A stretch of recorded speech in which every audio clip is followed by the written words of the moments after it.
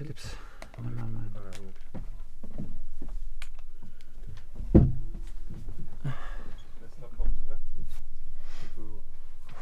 va pouvoir commencer. On va commencer avec une question de Nicolas Paillard pour InfoSport Plus. Bonjour Thomas. Bonjour. Entre les longues suspensions, entre la blessure de Juan Bernat, entre ceux qui sont de retour avec la longue absence due au Covid, est-ce que vous voulez accélérer le mercato et où se trouvent vos priorités pour renforcer l'équipe? Merci.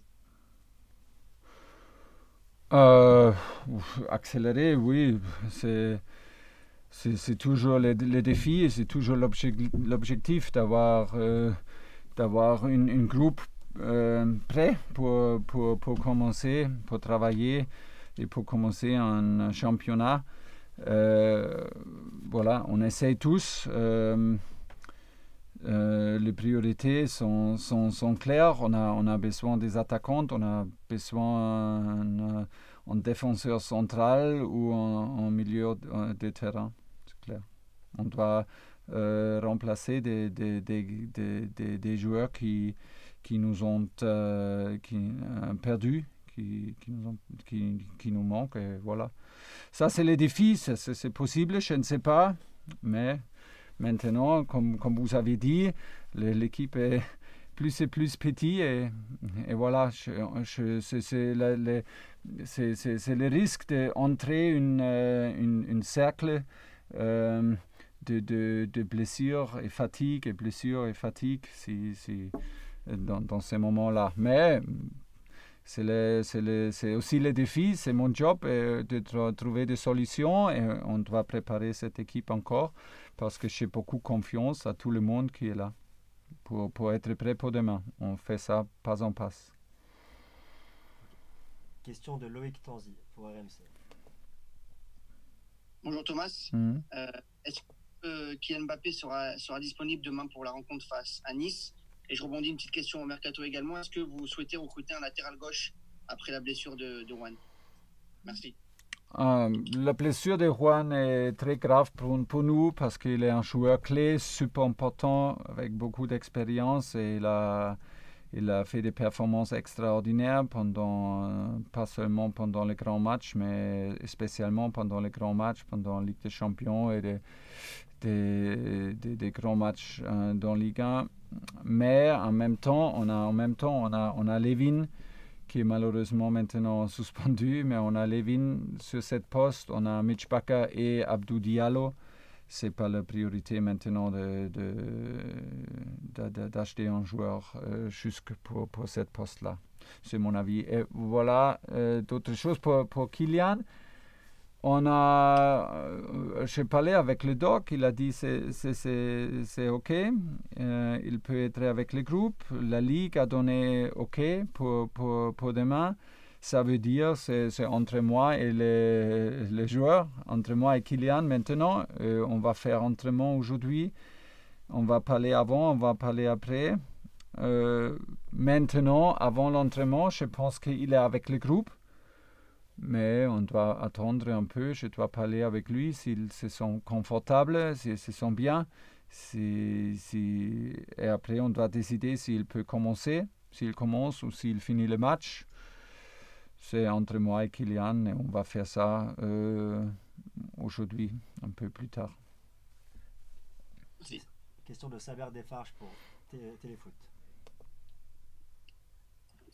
Bonjour tout le monde. Bonjour Thomas. Bonjour. Est-ce que vous pouvez nous expliquer concrètement comment ça se passe actuellement à l'entraînement pour vous? On sait, les matchs s'enchaînent, il y a une cascade de blessures, il y a beaucoup de suspensions également.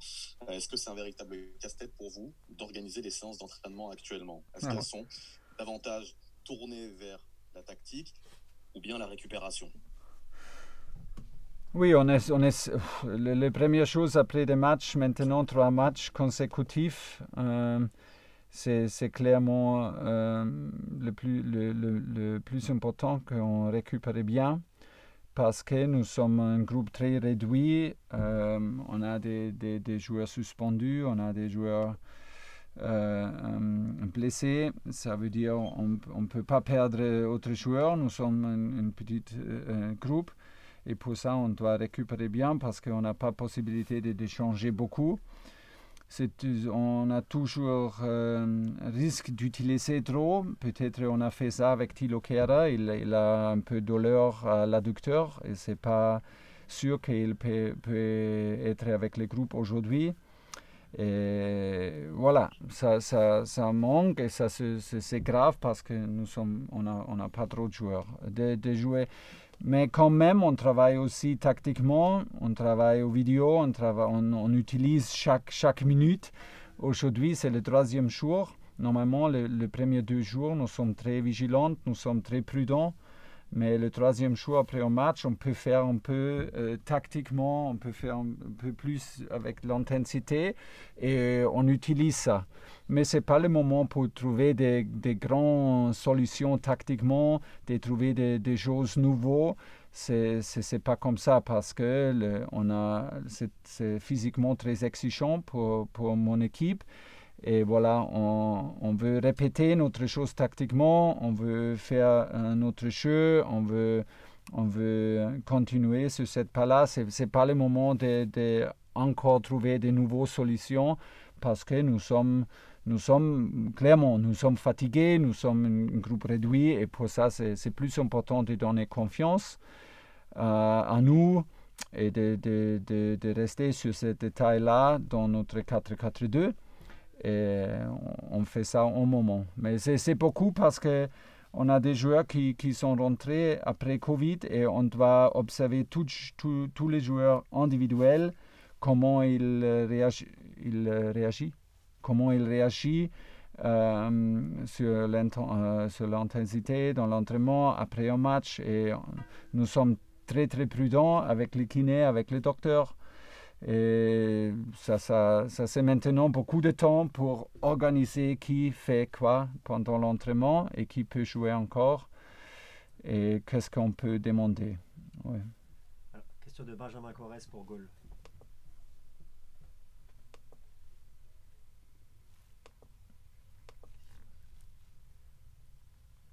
Bonjour Thomas. Bonjour. Vous avez parlé de Thilo Kehrer et vous n'avez pas encore parlé de Marco Verratti. Est-ce qu'on parle de ces nouvelles? Est-ce qu'il peut démarrer demain à Nice? Et autre question mercato, on a appris que Eric Maxime Choupo-Moting avait décliné la proposition du Paris Saint-Germain. Est-ce que vous regrettez son choix? Oui, parce que c'est notre gars qui était important pour nous, qui était dans cette groupe l'année dernière. Et vous savez bien qu'est-ce qu'on a fait ensemble avec cette groupe-là. Il était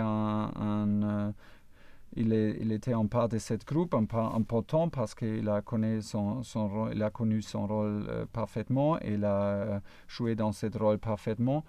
Et maintenant, c'est à nous de trouver une autre solution. Oui, c'est ça. Et avec Marco, il a fait entraînement hier sans problème.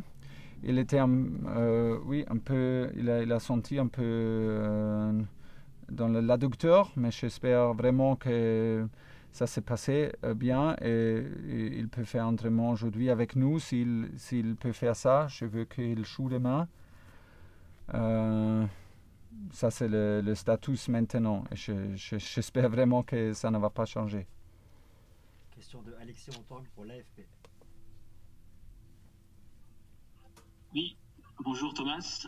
Pour revenir à la blessure de Juan Bernat, je voulais savoir quelle durée d'absence vous comptez et quand est-ce que vous espérez le revoir sur un terrain. Merci.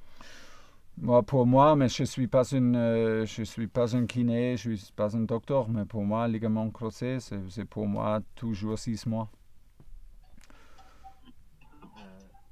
Question de Alexandre Vaux pour Radio France. Oui, merci. Bonjour. Vous parliez d'Mbappé. Qu'est-ce qui va pouvoir vous apporter de plus demain? J'imagine que son retour vous réjouit. On a vu que l'attaque avait du mal à marquer encore contre Metz. Mbappé dégage quelque chose, il est talentueux. Qu'est-ce qu'il va apporter demain aux joueurs, peut-être même plus que ce qu'il peut apporter sur le terrain? Oui, normalement, si on parle de Kylian, la réponse est facile. Il apporte tous dans notre match. Vitesse, la fin de marquer, qualité, créativité et comme peut-être le plus important, la fin de toujours marquer. Mais on parle de Kylian maintenant, après une grande blessure. Après un test positif, quelques tests après Corona, ça veut dire on doit aussi protéger le joueur. Pas protéger seulement avec des minutes ou ne laisser pas jouer, non, on doit aussi protéger avec notre expectations, avec notre attente. Notre attente, qu'on n'attend pas trop de lui. S'il joue demain, il fait ça pour nous et aussi pour lui, pour gagner confiance encore. Mais voilà, j'espère vraiment qu'il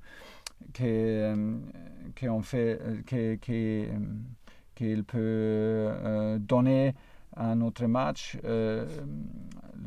sa qualité pour attaquer la dernière ligne avec Mauro et Icardi ensemble.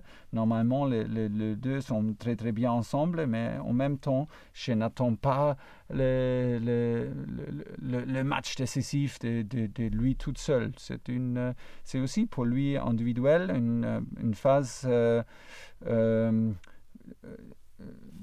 une phase difficile pour réadapter au rythme, pour regagner confiance au duel, pour regagner confiance dans sa capacité physiquement après Corona. Et voilà. On doit donner confiance et on doit être patient avec lui. On ne peut pas attendre trop de lui s'il joue demain. Question de Arnaud Herman pour l'équipe.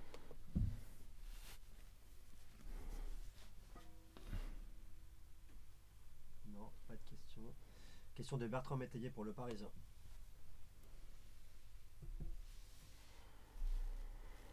Bertrand, tu peux y aller. Non, on n'entend pas. Là, on a un problème technique. Entendez? Ah là, c'est bon. Oui, Bertrand, vas-y, on t'écoute.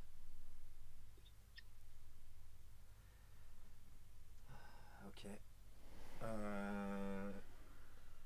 Bon, malheureusement, on n'a plus d'autres questions. Arnaud, tu nous entends?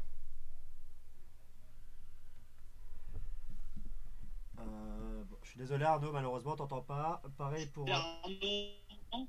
Alors, Arnaud, oui, on t'entend, vas-y. Oui, s'il vous plaît. Enfin, Arnaud, on t'entend très très mal. Bon, malheureusement... Très bien. Je voulais savoir, est-ce que vous m'entendez? On t'entend très mal, Arnaud. C'est mieux.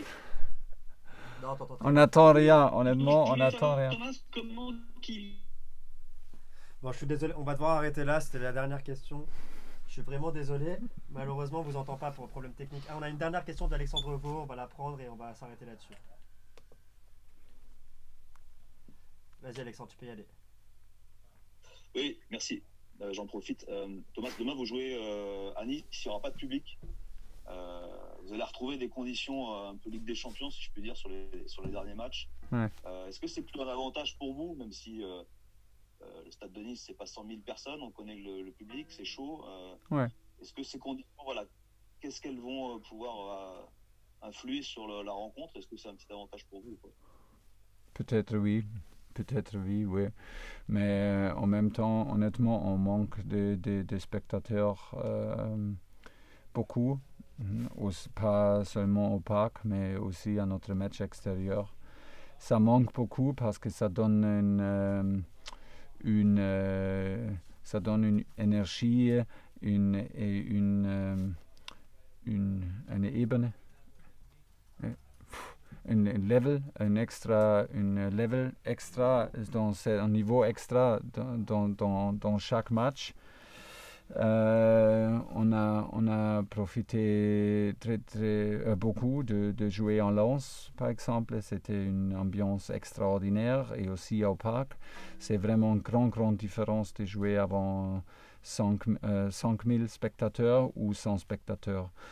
Oui, on peut dire maintenant, je peux comprendre qu'est-ce que vous voulez dire. Si ça c'est un avantage pour nous, oui, bien sûr, un peu, mais pas l'avantage décisif, je pense. Mais un match calme, très calme, peut donner la possibilité de montrer notre qualité sans des émotions de spectateurs. Mais c'est pour moi pas décisif. C'est un petit avantage pour nous. Mais c'est pas décisif parce que mes joueurs manquent beaucoup cette atmosphère. Et pour quelques joueurs, c'est bien de jouer contre des supporters chauds comme à Nice. Il aime aussi beaucoup pour ça, je veux dire. À la fin, c'est pas décisif, mais on peut comprendre que ça c'est la décision à Nice. C'est une situation toujours bizarre et on doit être prudent. Et on fait ça et on accepte ça. Merci à tous, c'est terminé. Merci.